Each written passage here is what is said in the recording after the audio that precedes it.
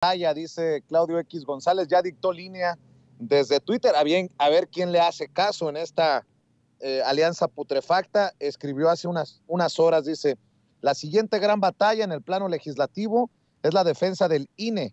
Comenzará pronto. Está en juego la democracia electoral como la conocemos.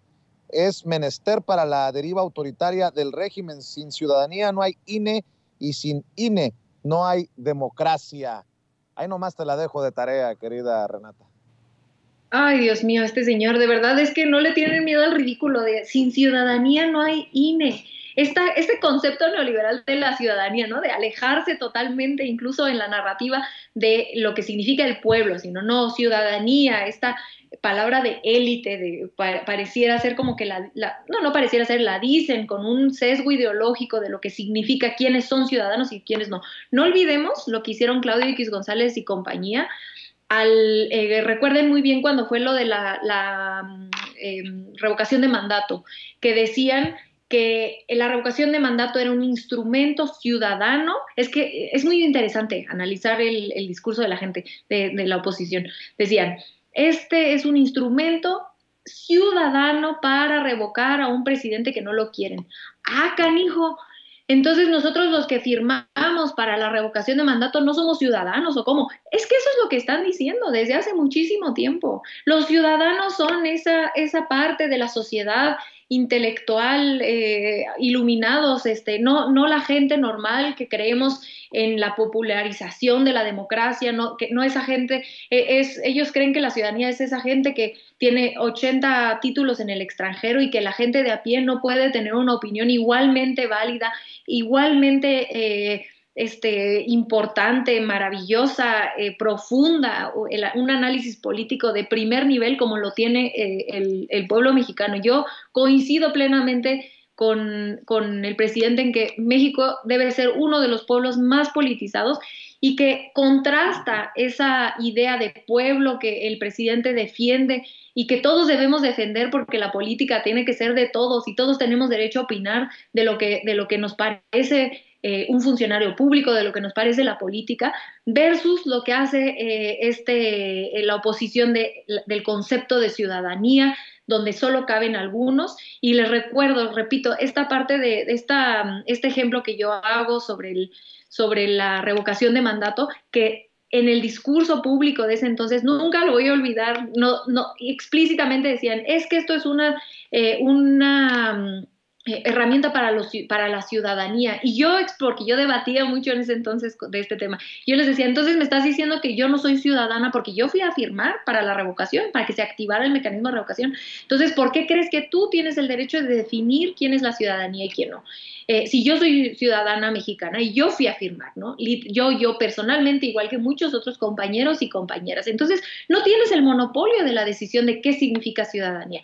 Pero ellos sí, entonces me decían, no, es que no fue la ciudadanía, fueron los simpatizantes de Morena. Ah, canijo, como si los simpatizantes de Morena no fuéramos ciudadanos, por Dios, de verdad es que es un discurso totalmente clasista, elitista, de quién sí puede pertenecer a una ciudadanía, que además es un concepto muy peligroso de la manera en la que lo usan, porque entonces al definir quién sí entra a la ciudadanía, y por eso repito tanto este ejemplo de la revocación de mandato, porque fue muy obvio que destaparon quienes consideran ellos que sí son ciudadanos, es una definición de hace mucho tiempo, ¿no? De que quién sí debe ser ciudadano y por lo tanto votar, es esta parte, ¿no? Los de Morena, que no son ciudadanos, son borregos, son tontos, son rupestres, como nos pintan a los simpatizantes de Morena, esos no son ciudadanos. Entonces, por lo tanto, no tienen cabida en una democracia.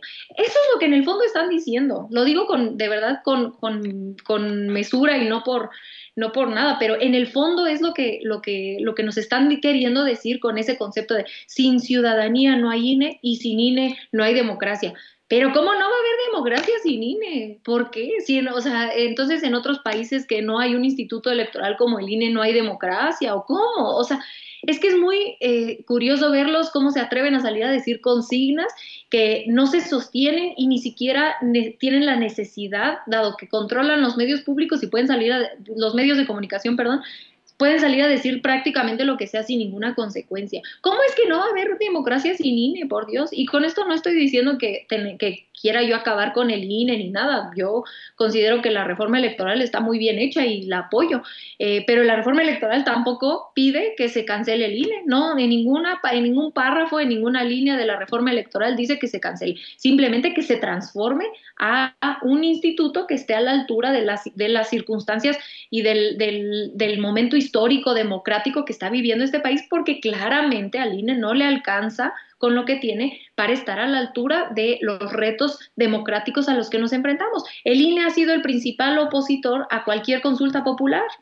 ¿Cómo es que en una transformación de un país donde la gente exige que se le pregunten las cosas, donde la gente esté interesada en que se nos consulten cualquier cosa, que se consulte ahora lo de la Guardia Nacional, qué mejor que tener una democracia tan activa, es ejemplo mundial, tener un pueblo que está participando en las urnas todo el tiempo, y que curiosamente, irónicamente, el principal opositor a esa cultura democrática, política, que ya quisieran muchos países tener, es el Instituto Electoral.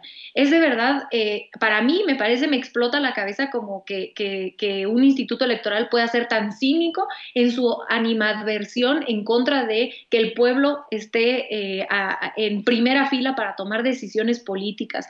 Le tienen muchísimo miedo a la gente, a que la gente se involucre, y yo por el contrario creo que no hay mejor manera de llevar las riendas de un país que preguntándole a la gente, y no es por menos que en estos 4 años los y las mexicanas hemos salido a votar. Ya hasta se me olvidó, yo siempre lo iba contando ahí en mis redes sociales, pero de que nació mi hija, que ahora creo que hemos ido a votar como 5 veces.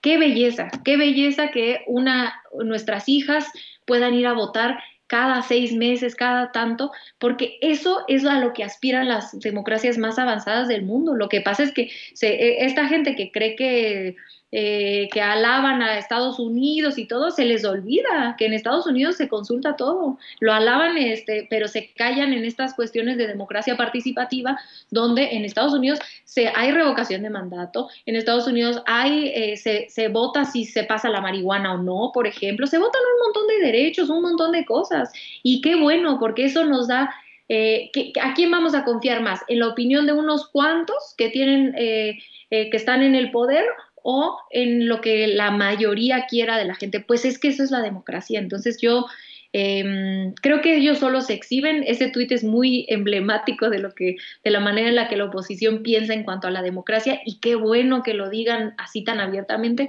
para que la gente sepa la gran diferencia entre un proyecto de nación y el otro. Mi querido Vicente, perdóname, ya me dejé ir, pero este tema me parece muy apasionante.